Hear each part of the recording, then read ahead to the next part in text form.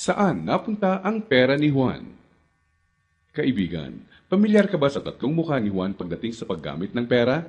Alam mo bang may pagkakaiba sa ugaling pinansyal si Juan mahirap, middle class at mayaman? Sobrang simple lang ng mga pagkakaibang ito. Magtataka ka kung hindi lahat ng tao pamilyar dito. Mga simpleng diskarteng dahilan kung bakit ang mahirap lalong humihirap, ang middle class stressed out at walang oras, at ang mayaman lalong yumayaman. Kung matagal mo lang tanong ang mga ito, mag-e-enjoy ka sa mga facts na hinanda ko para sa iyo. Sabay nating hihipan ng mga kumakalat na outdated na information tungkol sa pag-manage ng pera ngayon. At as a bonus, titignan din natin kung may pag-asa pa ba sa panahon ngayon ang simpleng Juan na umasenso at yumaman. Halika't isa-isa natin silang tignan. Magsimula tayo sa regular na araw ni Juan Mahirap. Gigising siya sa umaga at magmamadaling pumasok sa trabaho, kung swerteng may trabaho nga siya. Madalas, contractual. Minimum wage. Minsan, less than minimum pa. Masipag at matyaga naman siya. Pagtitiisan ng traffic at ang sumpong ng boss na masungit. At pagkatapos magbanat ng buto buong araw, uuwi ng pagod. Magpapahinga para ulitin lahat ito kinabukasan. Gagawin niya ito ng araw-araw para sa kapos-saktong sweldo. Tama ka, di na ito bagong istorya. Ano nga ba ang diskarte ni Juan Mahirap pagdating sa pera? Bago ang pag-iipon para sa pangkabuhayan, madalas nauuna ang Jollibee dito, sini doon, at ang silent killer ng bulsa. Bili ng kung ano-ano, kung saan-saan, kahit di kailangan. Mga abubot. Bakit? Kasi may sale, surplus, ukay-ukay, at tiyanggihan. Minsan lang at mura lang naman. Ang kadalasang mga dahilan, bibili kahit di naman kailangan. Ang resulta, wala pang 15 o 30, ubos na ang pera. Kaya uutang na lang. Gusto naman magbago ng buhay ng mahirap na Juan, pero magpapaulit-ulit ang kalagayan niya hanggat di niya nakikitang patong-patong na gastos ang bigay ng abubot niya, na pag naipon, pwede nang puhunan sa negosyo. Pero hindi masamang tao ang mahirap na Juan. Gaya ng sinabi ko, mukha lang ng diskarte sa pera to. Marami sa atin ang dumaan din sa mentality ng mahirap na Juan, di niya ito kasalanan. Maaaring misinformed lang. Paano nga naman bukod sa di lahat nakapagtatapos ng pag-aaral, di naman tinuturo ang pinansyal na kaalaman sa eskwelahan. Madalas, ang ugali sa paghawak ng pera ay ang ugaling namamana lang. So, saan napunta ang pera ni Juan Mahirap? Dito na papasok ang tinatawag nating 1. Income at expense, at 2. Assets at liabilities. Huwag kang mag-alala, hindi economics class ng pinasok mo. Simple lang to. So ano nga ba ang praktikal na kahulugan ng income at expense at assets at liabilities? Unahin natin ang income. Ito ang perang pumapasok sa iyo. In short, income equals kita. Kapag lumabas naman ang pera, tinatawag natin tong expense. Sa madaling salita, expense equals gastos. Ngayon, ano naman ang assets at liabilities? Asset ang isang bagay kung binibigyan ka nito ng income o kita.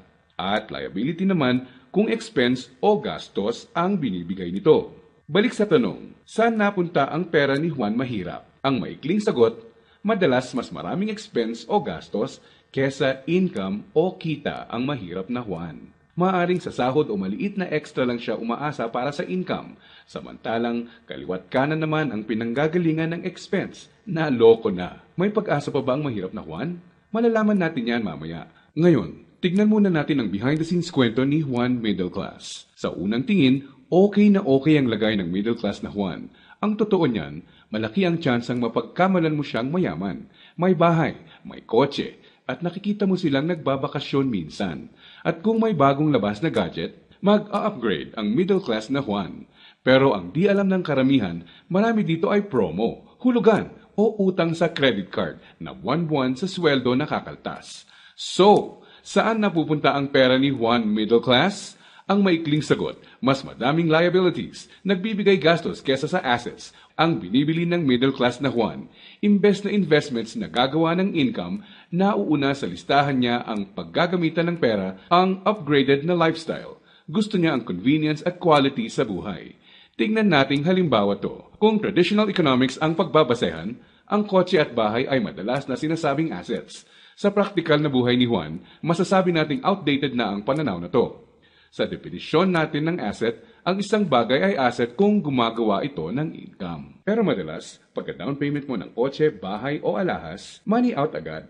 Sa mga susunod na buwan, may babayaran ka ulit at huwag mong kakalimutan andyan pa ang insurance at tax. Money out nga naman, liabilities. Ang kotse ay nagiging asset lang kung nakakatulong siya ng gumawa ng income. Halimbawa na lang kung gamit sa negosyo.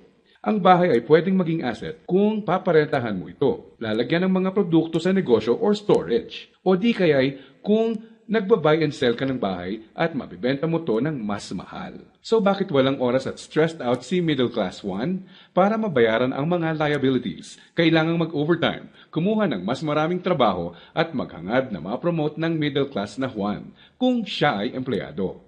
Para sa mga professionals at self-employed, kailangan nilang kumuha ng mas maraming kliyente o projects. In short, kailangan nilang ibenta ang oras at skills nila ng higit pa sa ginagawa nila dati nung wala pang liabilities para kumita ng mas malaki. Tulad ng kalagayan ng isang doktor. Kung hindi niya sisiputin ang pasyente niya, wala siyang kita. Dito mo na makikitang may lumalamon na sa oras ni Juan Middle Class. May mga celebrations sa family at friends ang di na niya ma-attendan. Kaliwat ka ng stress na ang kapalit ng upgraded lifestyle ni Middle Class 1. Para sa kayod kalabaw na discarding to, gugustuhin niya ng reward, tama? Kaya mas madalas na siyang mag-taxi, kahit pwede namang mag-jeep. Starbucks coffee na. Dati okay na ang 3-in-1. Sa restaurant na mas madalas kakain, kahit pwede namang sa bahay. Ilang halimbawa lang ito. Sa oras na maisip ni Juan Middle Class na magnegosyo, ang kita niyang pangpupuhunan sana, pambayad sa liabilities na pupunta. Kung tatanungin mo siya kung anong gusto niyang baguhin, madalas sasabihin niyang ibalik sa kanya ang oras niya. Mabait si Juan Middle Class. Gusto niya ng maganda at komportableng buhay para sa pamilya niya. Magaling din siya sa trabaho o sa propesyon niya. Sa kasamaang palad, pagdating sa pinansyal na mindset, may outdated advice at information siyang dala. Ang dating akala niyang assets ay liabilities na pala. May pag-asa pa ba si Juan Middle Class? Malalaman natin yan ilang sandali lang. Ngayon, tignan muna natin ang sikreto ni Juan Mayaman. Alam mo ba na madaming Juan Mayaman ang mga self-made? Ibig sabihin, bunga mismo ng sariling pagod, sakripisyo at tiyaga ang tinatamasa nilang tagumpay. Simple lang kung susumahin mo ang lifestyle niya, may time and financial freedom. Maluwag ang buhay kung may kailangan. Choice sila kung ano ang sasakyan nila, saan sila titira, sino ang makakasama at makakatrabaho nila, kailan at saan sila magbabakasyon, at iba pa. In reality, mas madami din silang tsansang makatulong sa kapwa, gaya ng pagdodonate sa charity at pagsali sa outreach programs. Balik tayo sa tanong, saan napunta ang pera ni Juan Mayaman? Kapag may perang hawak si Juan Mayaman, sa asset niya ito dinadala. At sa asset na ito ay kikita pa ng mas maraming pera para sa kanya. At ano naman ang gagawin niya sa bagong kitang ito? Tama ka, i-invest ulit niya sa ibang asset pa. Ano ba ang mga examples ng asset na ito? Andiyan ang investments, apartment, or kotseng pinaparenta. Ang edukasyon, seminar, tradings at iba pa na magtuturo sa iyo ng skills na kaya kang bigyan ng kita ay asset din. Sabi nga ng isang bumper sticker, if you think education is expensive, try ignorance. Ibig sabihin, kung tingin mong mahal ang edukasyon, subukan mo ang kamangmangan. Assets din ang mga negosyo, lalo na ang mga kumikita ng passive income. Paano ba napagtatrabahuan ni Juan Mayaman ang kanyang time and financial freedom? Ang sikreto? Passive income at leverage. Sa practical na ibig sabihin, ang passive income ay income na pumapasok kahit tapos na ang malaking parte ng trabaho mo dito. Konting oras na lang ang kailangan ni Juan Mayaman para i-maintain ang asset niya. Kahit natutulog siya, pumapasok pa rin ang kita. Hiramin naman natin kay Robert Kiyosaki ang ibig sabihin ng leverage. True leverage is the ability to do more and more with less and less. Ibig sabihin, ang tunay na leverage ay ang kakayanan na gumawa ng mas maraming gamit ang mas kaunti. Para mas madali nating maintindihan, gamitin nating halimbawa kung paano nagsimula ang isa sa mga pinakamalaking drugstore sa bansa.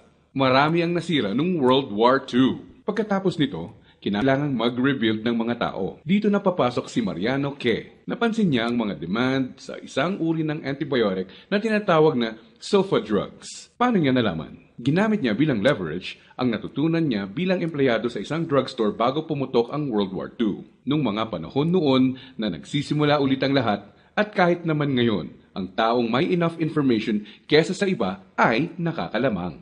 Gamit ang ₱100, bumili siya ng sulfathiazole tablets at kumita sa paglalako nito. Ginamit niya mga unang kita niya para bumili ulit ng mga tableta na ilalako. Hindi niya ginastos sa liabilities at abubot ang mga sumunod na kita.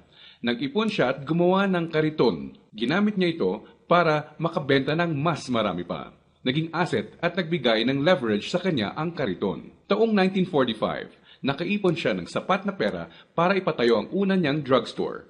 Pinangalanan niya itong Mercury Drug.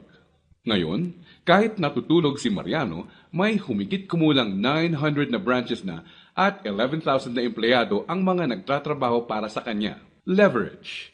Dahil dito, pumapasok pa rin ang passive income sa kanya. Pwede mong gawin ang ginawa niya. Gamitin mo ang pera mo sa pagsisimula ng pagkakakitaan. Andyan lang sa tabi-tabi ang mga negosyong kayang magbigay ng passive income at leverage sa iyo. Gaya na lang ng experience ko. Di ko inakalang isang maliit na flyer lang na inabot sa akin sa mall ang magiging tulay para sa isang negosyong nagbibigay passive income at leverage sa akin. Naging ugali ko na i-prioritize sa mga pagkuha ng assets bago liabilities. Ano ang konklusyon natin ngayon na magpapayaman sa iyo? Intindihin mo to, hindi lang ang pagkakaroon ng pera ang nagpapayaman sa tao. Para hindi ka matulad sa 70% ng lotto winners na lalong nagiging mahirap dahil sa maling diskarte sa pera. Dapat, alam mo kung paano at saan gagamitin ang pera pag nagkaroon ka nito. Dahil sa internet, mas madali nang maghanap ng negosyong simulan sa maliit na capital at pwedeng palaguin para bigyan ka ng passive income at leverage.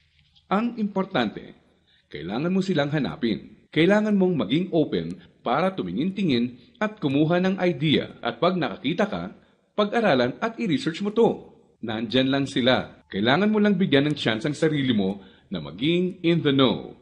Ibig sabihin, kapag andyan na ang pagkakataon sa harap mo, alam mong di mo dapat palagpasin to.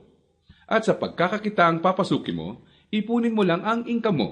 Gamitin mo to para palaguin pa ang assets mo. Hanggang ang kita ng assets at negosyo mo, kahit di mo na directly pinatatakbo, ay nagbabayad ng bakasyon, gadgets, kotse, at bahay ng pamilya mo. Gaya ng mga self-made na Juan Mayaman, kaya mo itong simulan.